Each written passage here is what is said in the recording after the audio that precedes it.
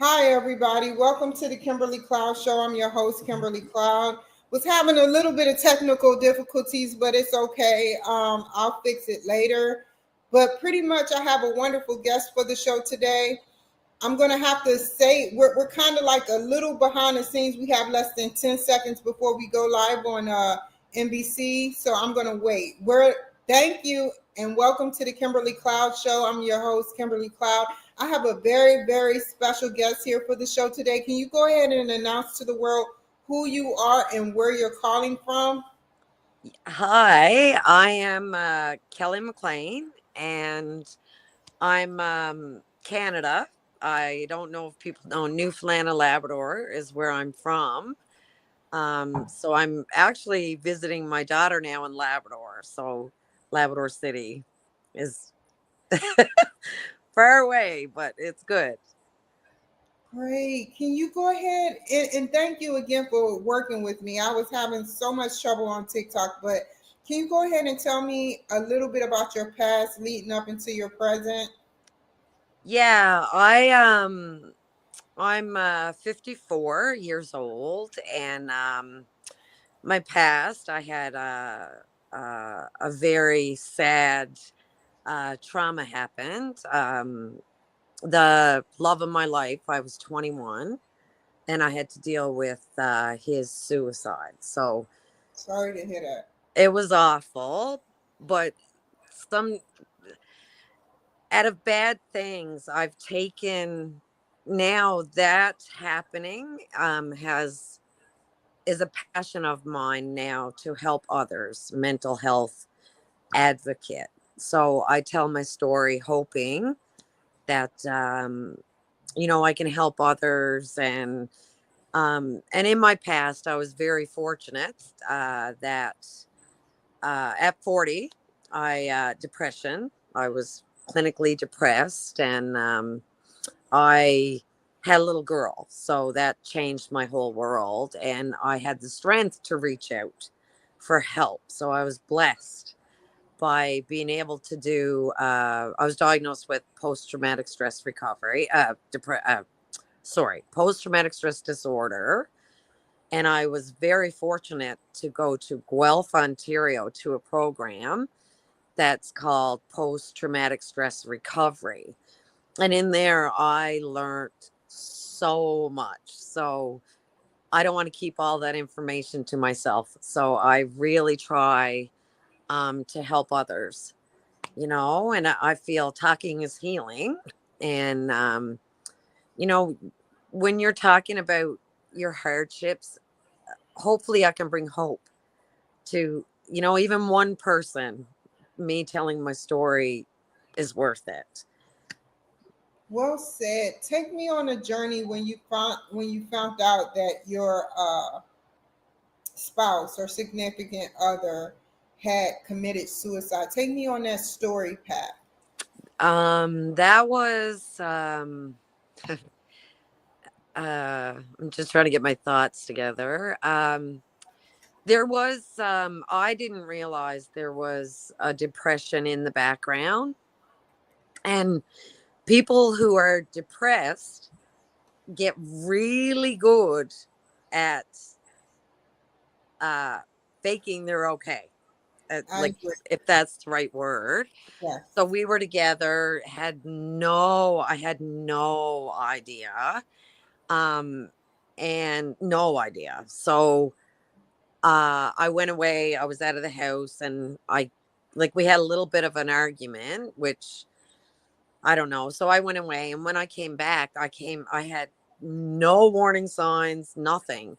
So when I came back to the house, the ambulance and police were there, and of course there was a total shock, and I ended up in the hospital. And so Is that where you ended up clinically depressed when you found out that your significant other has passed or expired?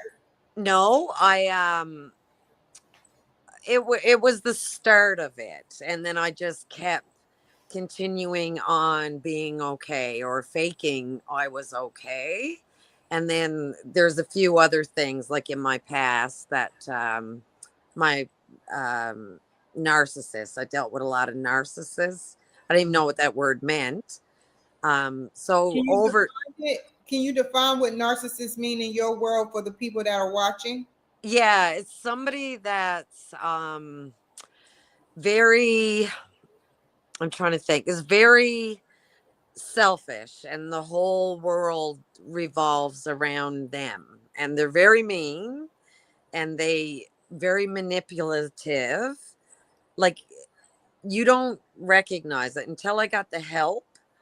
I didn't know how to. So it's somebody that's very controlling and manipulative, and all like make you think that you can be a sanest person in the world, but they'll make you question yourself and that you're insane, like. So I've had that since childhood.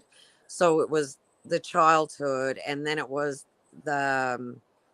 the suicide, and I kind of shut down for 18 years. I shut down. It's sad to say, but I could feel happy, I could feel sad, but I was mechanical. So when I actually got into the program, they taught me how to feel again. Like, that's crazy. Like, when you go in, and I actually had a piece of paper with faces on it. The disappointment. I had to learn how to, the tools to not believe all of the stuff that has been said to me my whole life. That tape, that plays in your head, and you're not good enough, and you're never going to amount to anything. So in this program, it's phenomenal. So they taught me how to feel again, because I didn't really know how to feel or deal with feelings. So at 40, it was 2011, I went in, it's in hospital.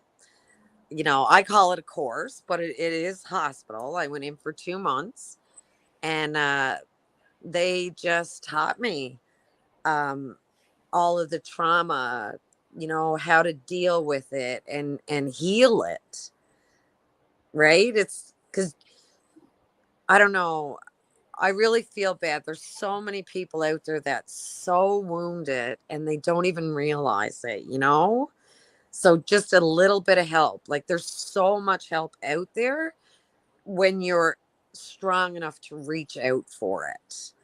And I was blessed. Like, I got so much information, and I got so much help to heal and learn how to stop that tape in your head from what others are saying, and the guilt after the suicide.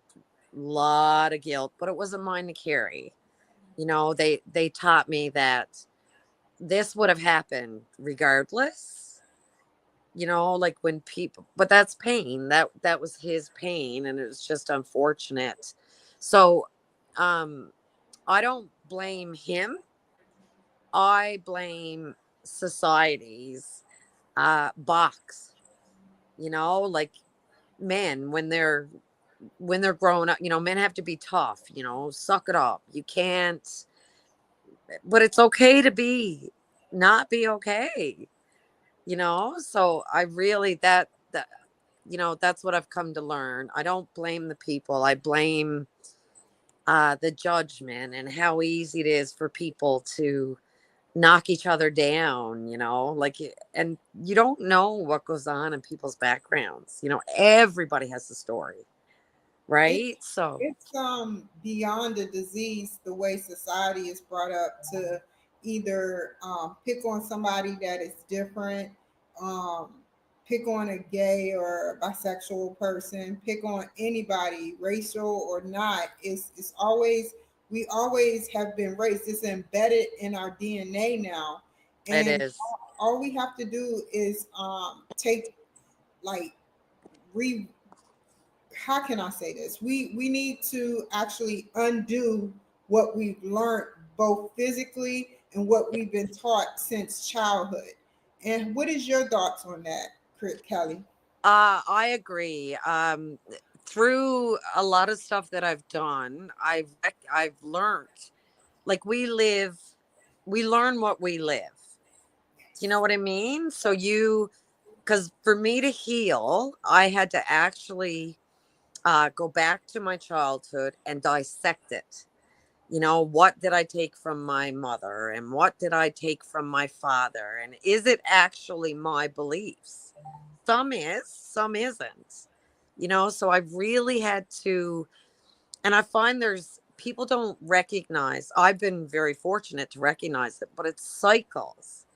So, like, um, you know, my mom's mom, my grandmother treated my mother a certain way. And then she repeats that cycle and treats me a certain way.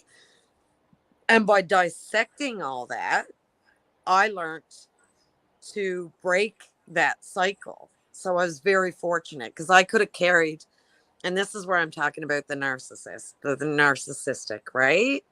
So I was very fortunate to recognize it, catch it, and change it. So now me and my daughter have the most amazing. It took work, and you know, like it's funny because I don't know if this is right in saying this, but what if there's something in your parents that you don't like, you pretty much have the same thing. If Yeah. that makes sense. You know what I mean? So yeah, it's a lot of cycles. I don't think it's bad people or it's just, you know, that's what they've learned. But you can't change what you don't recognize. So I would love to get out, you know, like you have to recognize that, you know, you probably got this from your dad, but that doesn't mean you have to feel that way. Like there's no, I don't know, I find the world is very wounded and no compassion and very judgmental. How we fix it, I'm not really sure, but I'm definitely going to try one person at a time. Like that's, you know, that's my passion in life now is to try to get people to open their eyes a little bit more. And, you know, we need to help each other. There's enough hate out there as is. And I don't have a mean bone in my body. So I don't understand it. Like, you know, and any, so I'm kind of in a search now to, you know, how can we get this out there and make people think and recognize stuff to change it for the better, you know? And if I can do it one person at a time, I'm definitely going to try. Well said. You know, it's three ways that society thinks. It's the way the book's supposed to go, which is you don't supposed to be mean to people. You're supposed to be nice to your elders, and you're supposed to treat people with dignity and respect. Does that happen? No. No. Instead, you know, we have freedom of speech, which is not a bad thing. Freedom of speech is a good thing, but it tips the scales when we're thinking about different ways where you know freedom of speech can go leftwards in a way where we're bashing somebody because of how they look or dress, you Yeah. know. And Yeah. then there's the way where the military has us, you have to eat a certain way, you have to do certain things certain ways, you have military time. So it's three ways of thinking, you know, like I said, the first way is the way we supposed to be, the way we are, and then the way the military is set up for us. So I feel like, like you said, piggyback off of what you said, we must like rewind and unravel what we're doing, and tell me, because you're the only person I've met that has sat up there and has done I really want to hit this subject up a little bit longer, but I'll come back to it. So tell me about your mining, and tell me about the Oh. cat in the truck that you used to mine on. Yeah, I very stubborn girl. I don't, you know, if you I always say if we were raised big morals, big values, respect, you know, and so as a young girl, I bartended and waitressed actually for 15 years. So loved it. I love people, obviously. But I got tired, the late nights. And so I got it in my head that I was going in mining, because here in my hometown, it's an iron ore mine, and it's a very good paying job, stable.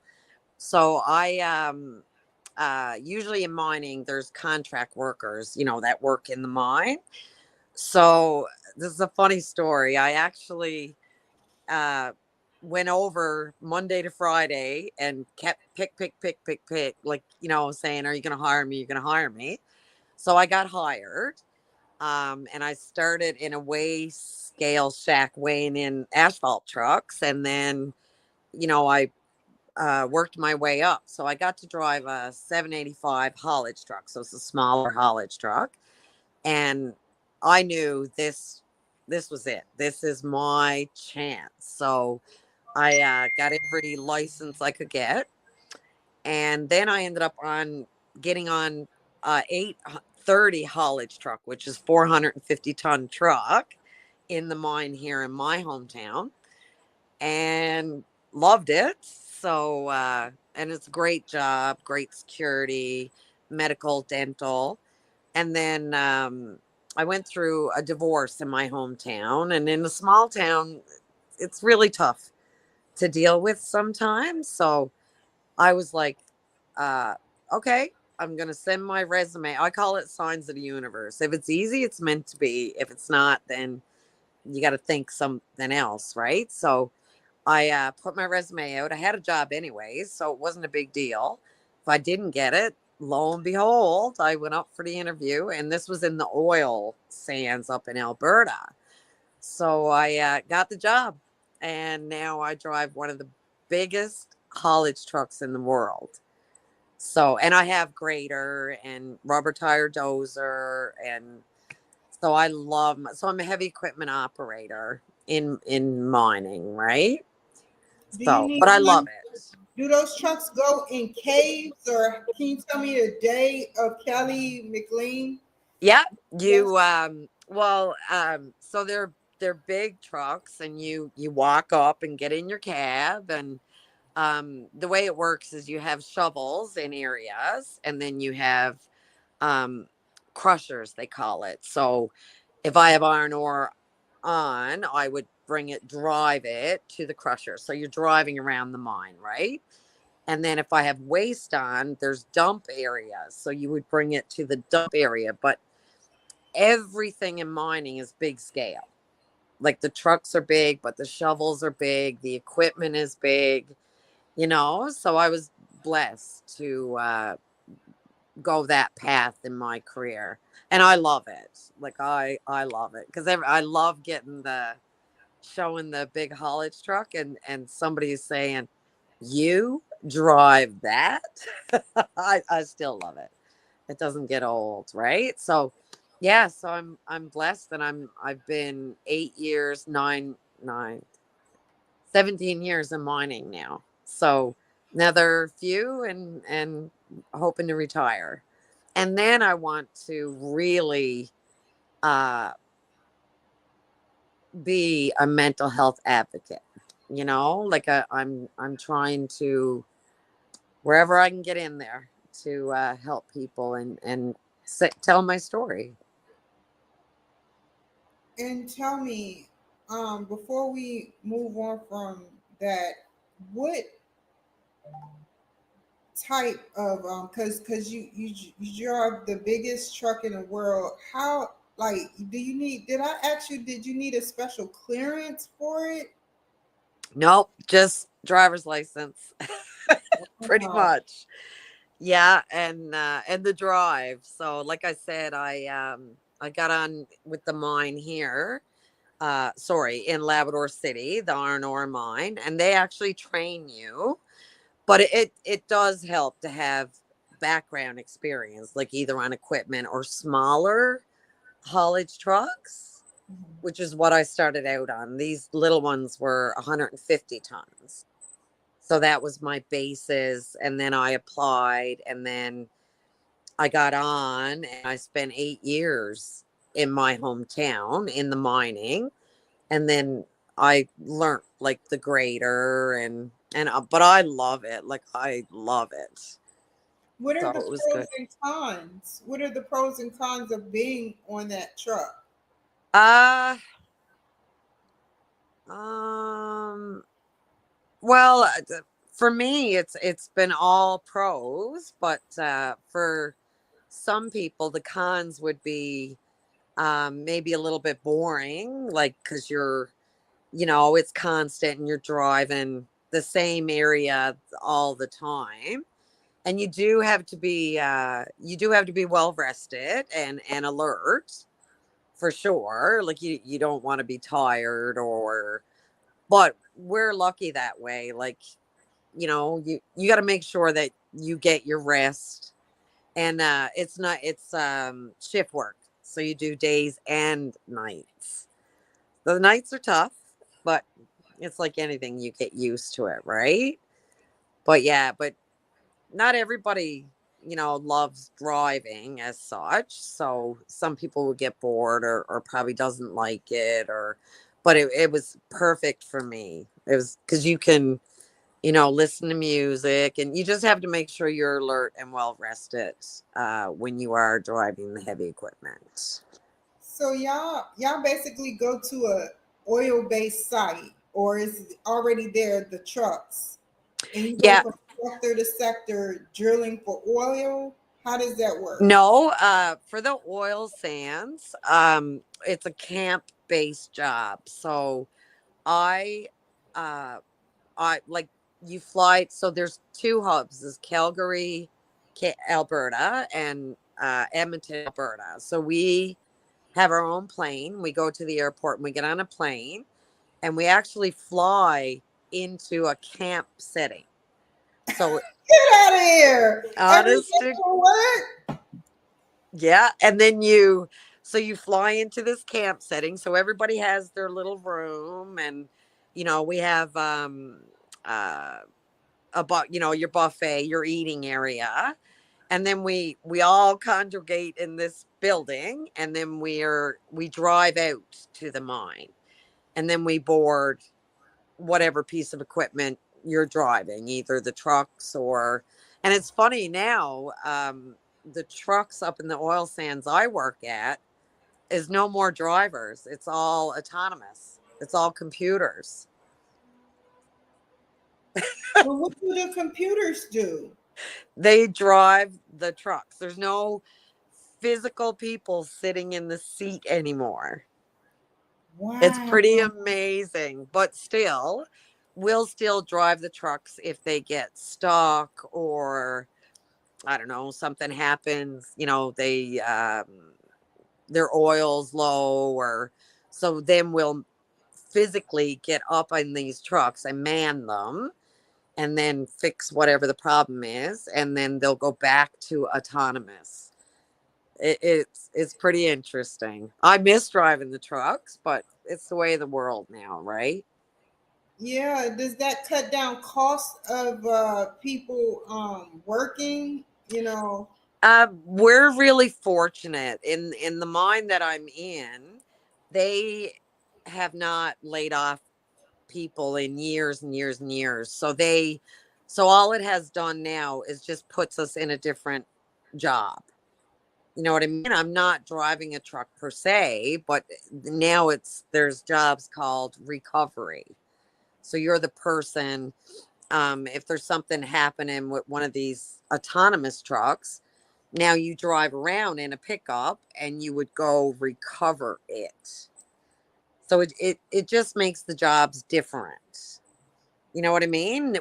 There's nobody's been like laid off as such. So now just your job is different. And then another job in the mine, now that it's all computer trucks, is there's people need to come in and out like to service a shovel or so it's called escorting. So we have a computer screen or whatever, and we put them in the middle of two trucks and we escort them to their area. So it's just different jobs. You know what I mean? Instead of driving the truck itself always like we used to. It's pretty cool. It is pretty cool. Who manned the artificial intelligence for the actual computerized trucks? That would be a dispatch. So there's an actual building of dispatch that man them and send them where they need to go, and right. So there's a crew themselves actually in a building that'll send them where they need to be, and yeah, Have, it's different. to go backwards, have you ever suffered from like I just want to hear you say it. If you don't, if you didn't do it, then it's cool. But did you ever suffer from drug abuse? Um, yeah, maybe, but it would The not only the. reason I'm asking is how did you recover being in a job you love to be in? That's why. No, Oh yeah, I don't no, want I to hear wasn't. before. I recovered. Um, I think when I shut down and became mechanical, like one of my big ethics is work and being there to work. So I think shutting down, but it's sad because you lose so many years. You know what I mean? Yeah. So I did drink and I dabbled in marijuana, but I wouldn't say addiction as such. Like just regular, and yeah, maybe, but not at work. Like because of course you're driving heavy equipment, you can't be impaired any way or form, right? So Yeah. for me it was being able to shut down. I would just shut down and super focus on my job. But saying that, everybody else suffered, because I just became mechanical and I missed out on a lot of things. You work, sleep, eat, repeat. Like I was just able to become a computer myself to get through it, if that makes sense.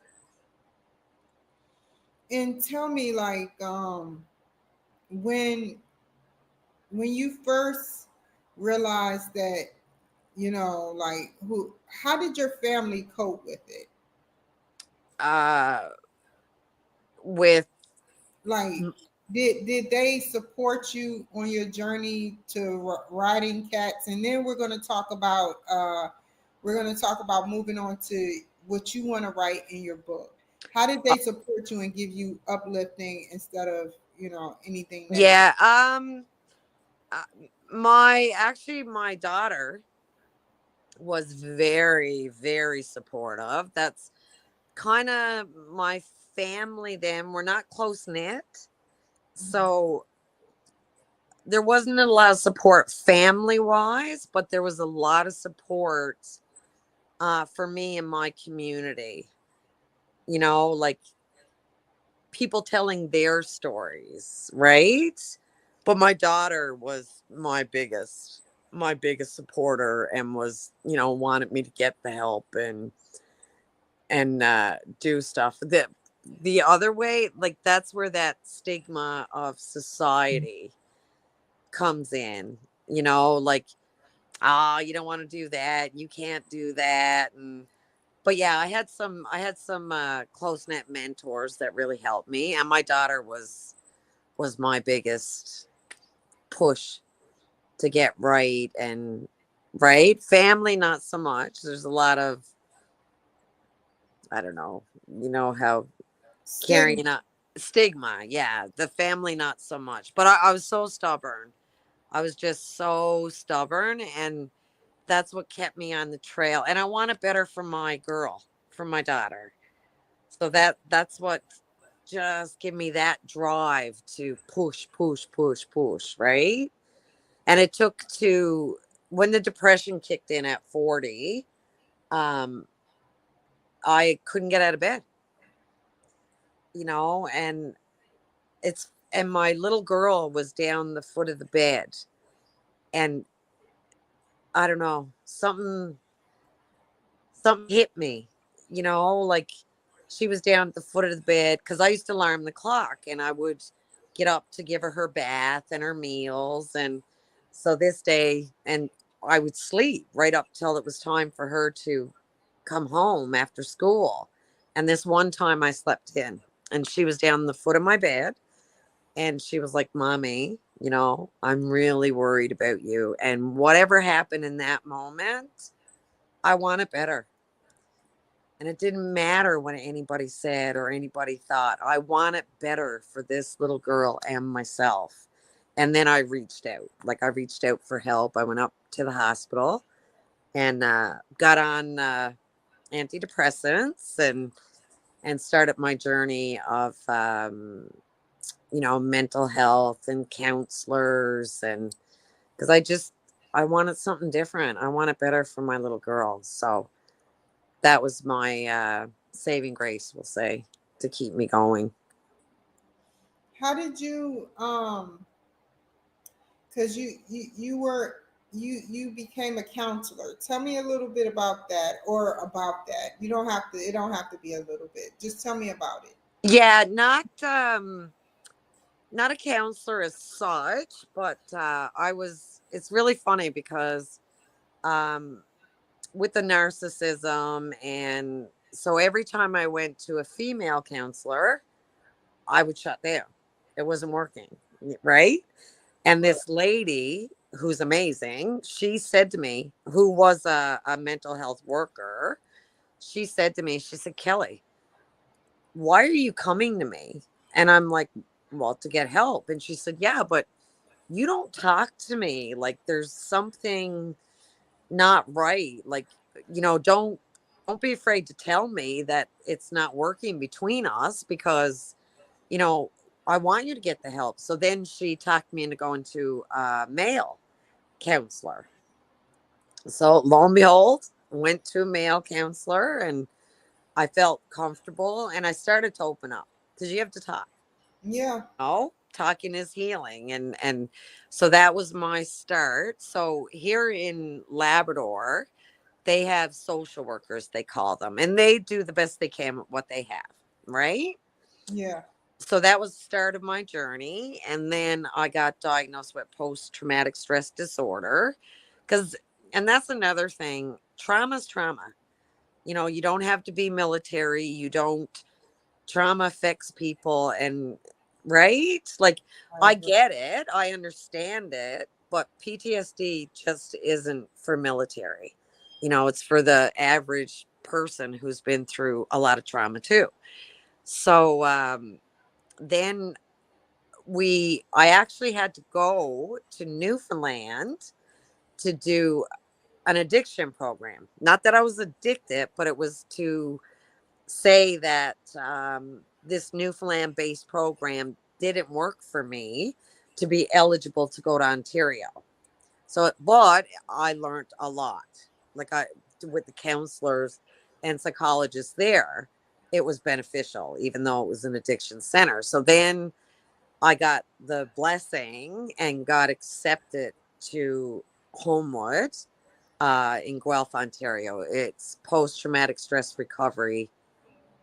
It was phenomenal. So when we went there, we did have our military, and they would go in their groups. And then the normal average Joe with trauma, depending on your trauma, would have our groups. And these were psychologists. Like, they saved my life. Like, I don't even know how to, it was one of the hardest things I have ever done in my life, but one of the rewarding. It gave me back my life, and now, I'm happy and I'm healthy, and it took a lot of work, but I'm here. Well said. And tell me, like, where do you see yourself? You can bring anything that you want up going in the future beyond just the book you want to write. I just want to, like, my hardships now have become a passion, and I just want to help others. Like, there's no amount of I did a support group. I had a support group, and I started out with, well, my first day there was two of us. And I was like, eh. But over the year, I ended up with eight.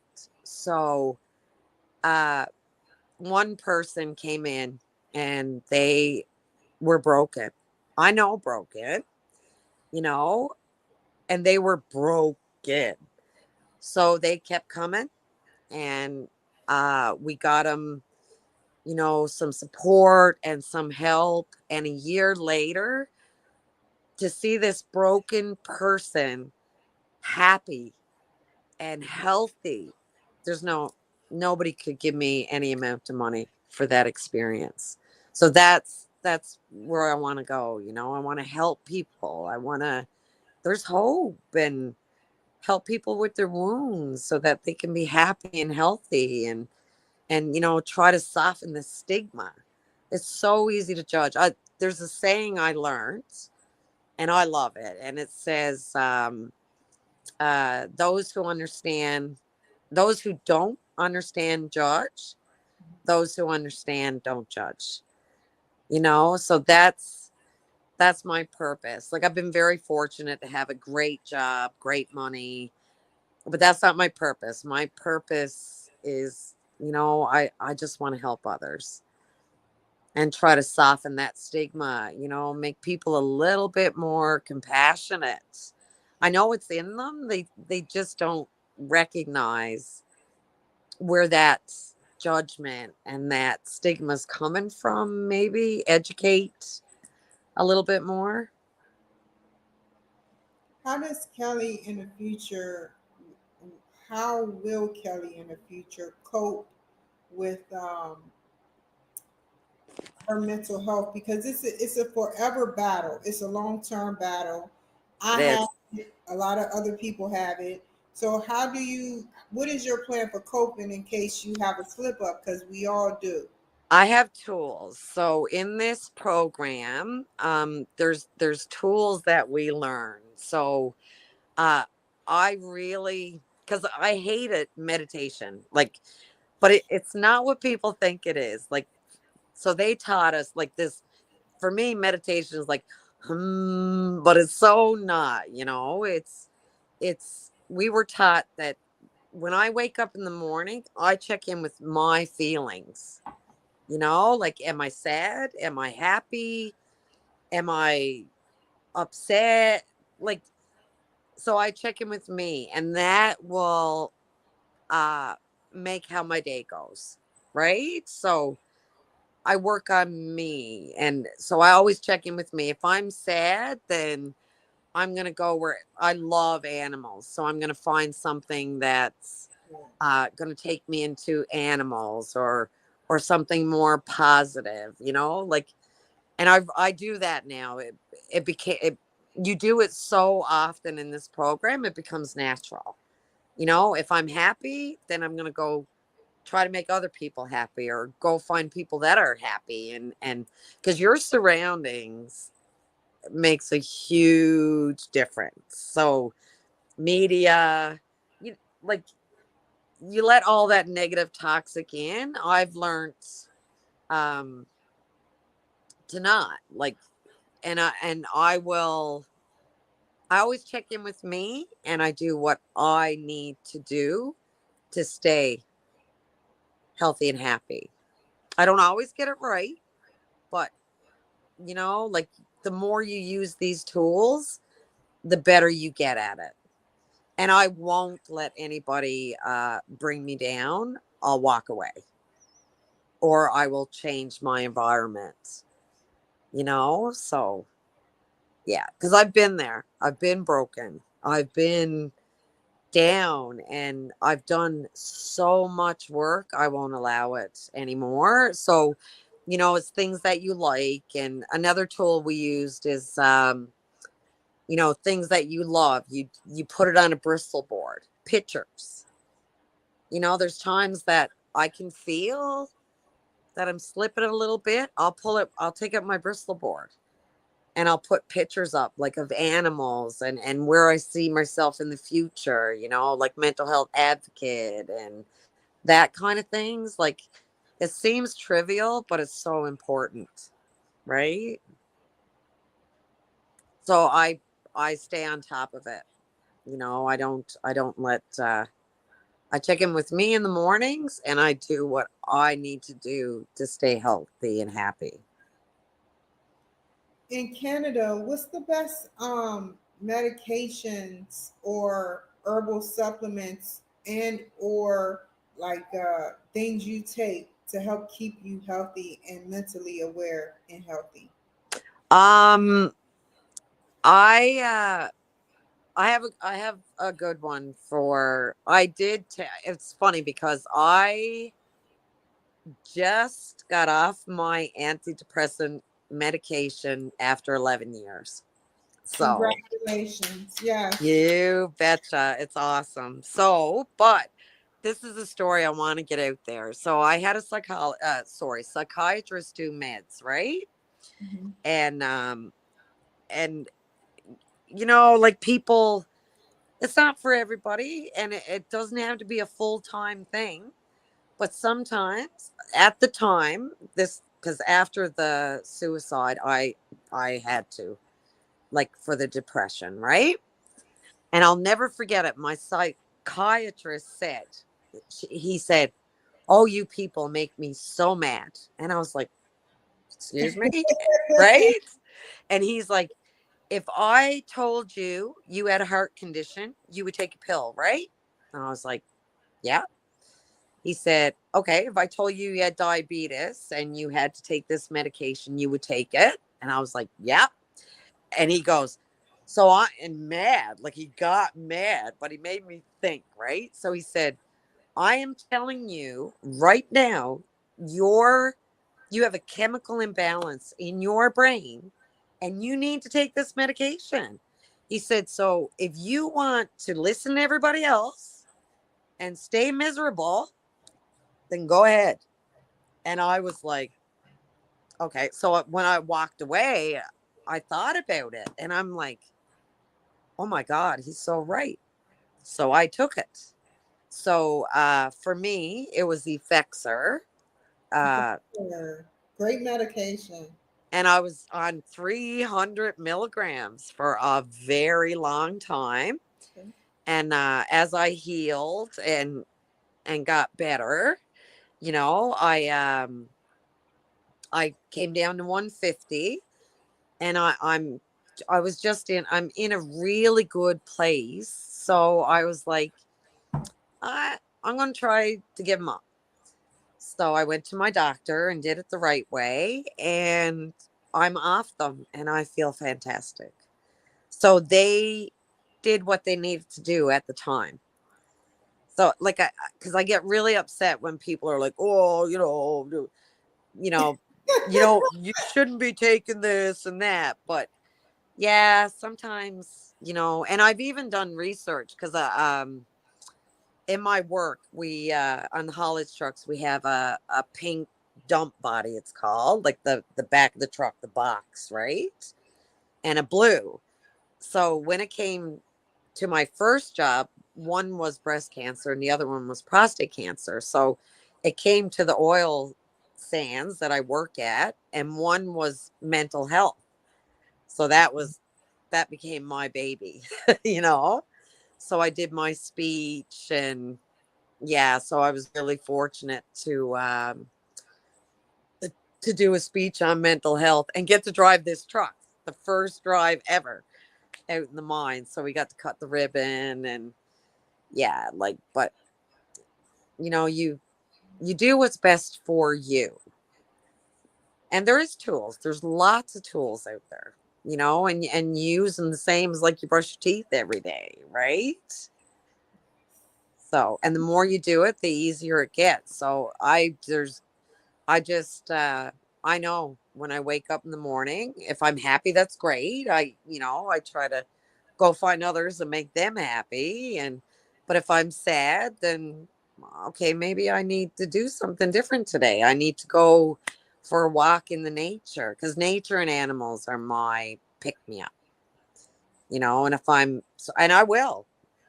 It doesn't matter what people want me to do today or have planned for me today. If I'm feeling down, well, sorry, but I'm going for a walk in nature, or I'm going to go find a couple dogs and hang out with them, like, yeah. So that's how I stay on top of my mental health. Because Yeah. without it, you have nothing. You said some excellent things, and I well said, by the way. We have less than 9 minutes, so you know, Effexor, is it called? Was my medication. I tried a Yeah. few of So, them, but yeah, I tried a few. It didn't work for me, so I tried a fixer, and it was good. so basically, uh, circumstances in your environment probably played a huge role in what was going on in your environment with the medication and balancing stuff and making you think straight, like it's doing me too. Yeah, yep, You know, yep. helps with seeing things in a different view, but never forgetting, what's out there, such as what we were talking about No, earlier. yeah. But yeah, like tell me, in under 3 minutes, if you had to give a piece of advice to somebody that wanted to be in your shoes right now, Kelly, what would it be? Uh, you need to do the work. It's a lot of work, but it's so worth it. Um, you need to reach out for help. There's so much help out there. Don't be afraid. Fear is only what's holding you back, right? So reach out for help. You're worth it. You're so worth it. You know, I and I got tired of being tired. So, take that step, ask for help and do the work. Listen, and really do the work, and it will pay off tenfold. It pays off. Don't be afraid. I know I've been broken and fear, but you got to want better, and you got to take that leap, and you got to ask for help. And when you do ask for help, there is so much out there. Like, you deserve it. You deserve to be happy and fulfilled. We have only got one life, you know? You've only got so much time. So reach out to me if you have to. How can the people reach you, Kelly? Um, I have Facebook. So, and I have email, I have all that. And What's your I Facebook don't, name? sorry, What's your Facebook name, Kelly? Kelly McLean. It's, Okay. I'm in a side by side, and dirt's flying up with the biggest smile ever. So, yeah, Kelly McLean, and it's McLean. So, and there's a few different groups there, and I love having conversations with people. That's where it starts. You know, to give you hope, or if you're struggling, or have patience with yourself and be compassionate with yourself. It's okay. Not everybody's happy all the time, right? But you deserve to not be broken and to find peace and happiness. So reach out and do the work, and it'll pay off. Thank you so much, Kelly, for joining my show. Stay on Thank time. you. You take care, be safe, and I will see you guys later. Bye. Yeah, you bet. Bye. Thank you.